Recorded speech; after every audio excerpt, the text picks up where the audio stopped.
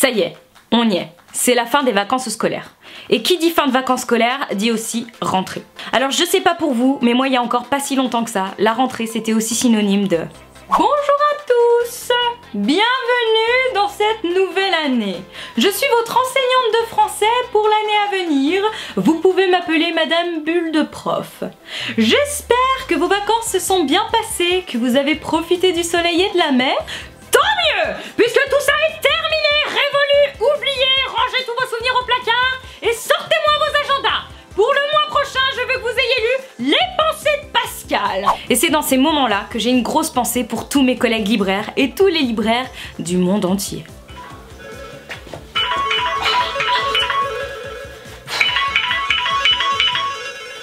Oh putain. Allô?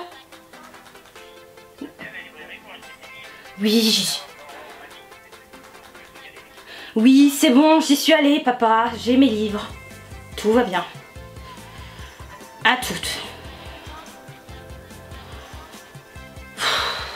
Parce que qu'on se le dise, pour l'avoir vécu, je peux aussi vous dire que ce n'est pas forcément toujours une partie de plaisir pour les libraires non plus, hein. Et non.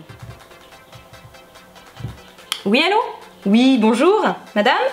Oui, Madame Corporate à l'appareil. Oui, bonjour. Je vous appelais concernant la liste de livres que ma fille doit acheter pour ses cours. Elle rentre en seconde cette année au lycée Forêt. Voilà, je voulais savoir s'il était possible que vous me mettiez de côté tous les livres qui figurent sur cette liste.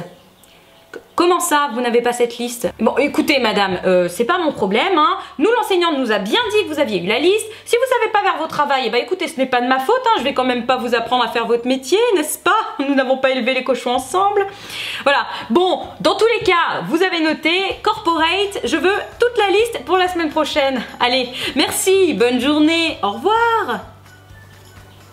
Oh, c'est libraire, je te jure, va bientôt falloir leur apprendre à lire. Bref, la rentrée pour la passion du livre, c'est pas toujours la joie. C'est pour ça que je me suis dit que ce serait pas mal de vous faire cette petite vidéo. Alors oui, je ne suis plus à l'école, mais moi aussi je suis passée par là et je faisais partie de cette catégorie d'élèves qui freinaient des cas de fer quand on lui imposait une lecture. Du coup, avec toutes les années que j'ai derrière moi, je dois vous avouer que j'ai chopé quelques petits trucs et astuces que j'avais très envie de vous partager aujourd'hui. Parce que mine de rien, je comprends tout à fait qu'on puisse voir la lecture comme une contrainte, comme quelque chose de pas très sympa et qu'on n'a pas très envie de faire, quand on voit comment ça se passe à l'école, souvent, bien trop souvent à mon goût même. Le premier conseil que je vous donne est un conseil qu'on vous a très certainement déjà donné, tant il me paraît évident. Mais pour bien débuter l'année et surtout pour prendre son pied dans ces lectures imposées, je vous conseille de vous y prendre à l'avance. N'attendez pas la dernière minute pour lire vos œuvres. Ne faites surtout pas les mêmes erreurs que les années précédentes. Voyons, vous êtes plus intelligent que ça, n'est-ce pas? Et qu'on se le dise, je ne vous prends absolument pas pour des débiles en vous donnant ce conseil-ci. C'est juste qu'avec ce conseil-là, ça va vous permettre d'appliquer les autres conseils que je m'apprête à vous donner. Autre chose, si vous vous y prenez à l'avance, vous aurez forcément 5 petites minutes à vous accorder, le temps de vous poser tranquillement et de vous dire que ce que vous vous apprêtez à faire, vous le faites également pour vous. Pendant ces 5 minutes, oubliez qu'on vous a imposé cette lecture. Dites-vous que c'est un livre que vous avez pioché au hasard en parcourant les rayons de votre librairie par exemple. Que c'est pas votre prof qui vous a conseillé de le lire, mais votre meilleur ami, ou votre sœur, ou votre frère. Que vous l'avez vu dans un magazine. Ou encore vous avez qu'à vous dire que c'est un livre que j'ai grave kiffé et que c'est moi qui vous l'ai conseillé. Oubliez la contrainte et voyez ça comme un plaisir personnel. Si vous partez avec la pression de la contrainte, vous allez vous gâcher la lecture et vous allez même pas prendre le temps de vous dire eh ben ce livre-là, il serait peut-être susceptible de me plaire. La contrainte, ça tue le plaisir. Mais revenons-en, si vous le voulez bien, à cette histoire de timing. Je vous disais tout à l'heure qu'il était préférable de vous y prendre à l'avance. Et ce que je vais vous raconter là maintenant justifie ce conseil. Pour rester dans le thème, s'y prendre à l'avance, ça va vous permettre d'enlever une grosse partie de la pression que vous avez sur les épaules.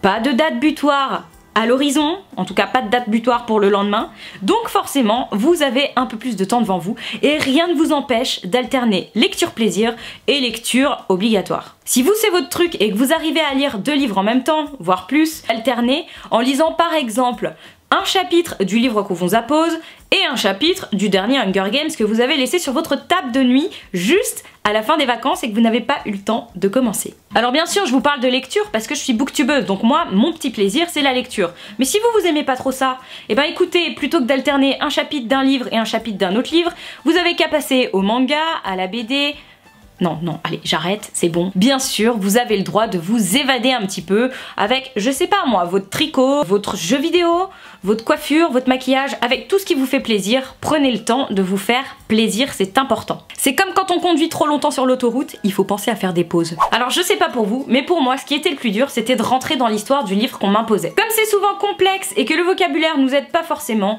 c'est un peu difficile de recontextualiser tout ça.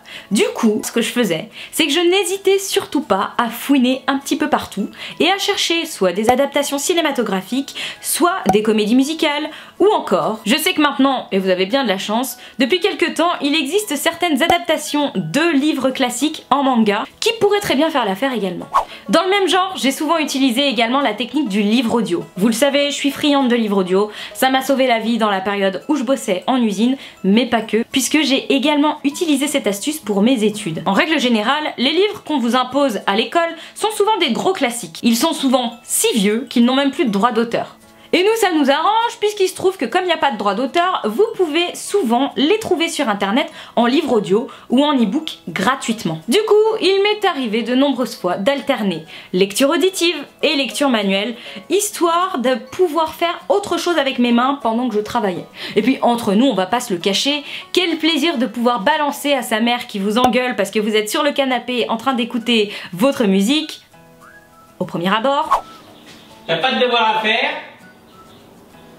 De quoi? T'as pas de devoir à faire, au lieu de faire n'importe quoi sur ton canapé là? Eh bien, figure-toi que justement, c'est ce que je fais. Je suis en train de lire mon livre pour la semaine prochaine. Les Hauts de Hurlevent. Ou pas? Ah si, si, je t'assure. Je t'assure. D'ailleurs, si tu permets, j'ai autre chose. Autre chose qui fonctionne du tonnerre de Dieu avec moi, c'est de me mettre des objectifs. Encore une fois, si vous vous y prenez à l'avance, vous avez largement le temps de vous imposer tous les objectifs que vous voulez. Imaginons que j'ai un livre de 300 pages à lire. Rien ne m'empêche de me dire, bon, ce soir, je lis 2 chapitres. Demain, je lirai 1 chapitre. Après-demain, je lirai 3 chapitres. À votre avis, il vous faut combien de temps pour arriver au bout de votre livre en sachant que vous allez vous accorder 10 à 20 minutes de lecture tous les soirs? Alors oui, ça reste un petit peu de la contrainte, mais c'est un défi personnel que vous vous êtes posé et donc du coup c'est plus facile de l'appliquer puisque ça vient de vous, n'est-ce pas? Vous avez qu'à imaginer que vous participez à un challenge du week-end à 1000. Tous les moyens sont bons. Il m'est même arrivé d'avoir une enseignante qui comprenait pas trop la notion de plaisir là-dedans et qui avait osé nous sortir ça en classe. Surtout, n'oubliez pas que pour bien lire un livre, il faut l'avoir lu au moins 3 fois. Une première fois pour s'immerger dans l'intrigue, une deuxième fois pour commencer l'analyse littéraire, et une troisième fois pour bien s'imprégner de l'histoire. Je veux que vous soyez capable de me citer des extraits complets de l'œuvre dans la prochaine dissertation que je vous réserve pour la semaine prochaine. Est-ce que j'ai une tête à relire 3 fois les bouquins que je vous présente dans mes vidéos? Est-ce que j'ai une tête à pas savoir de quoi ça parle? Et est-ce que vous pensez vraiment qu'il vaut mieux lire 3 fois un livre en diagonale pour l'apprendre correctement ou une fois en se concentrant, en le lisant bien et en s'immergeant complètement dans le monde?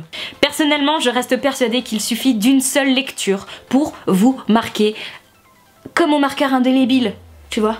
Mais pour ça, bien sûr, il faut faire un petit effort de concentration. Il faut pas hésiter à utiliser toutes les astuces que je vous ai données, à vous immerger complètement dans cet univers, parce que quand on est immergé, on le vit le truc, et donc quand tu vis un truc, forcément, ça reste gravé dans ta tête. Je sais ce que vous vous dites. Toutes les astuces que je viens de vous donner, c'est du vu, revu, revu.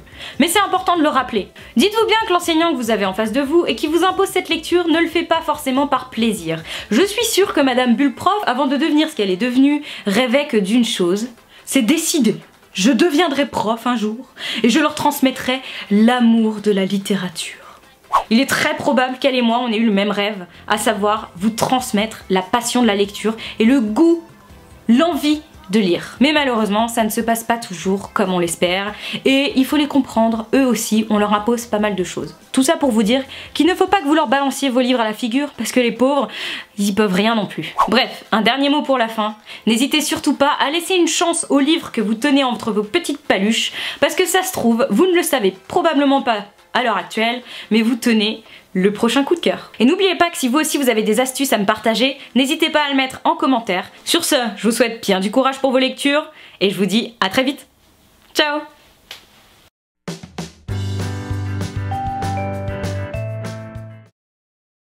Et salut!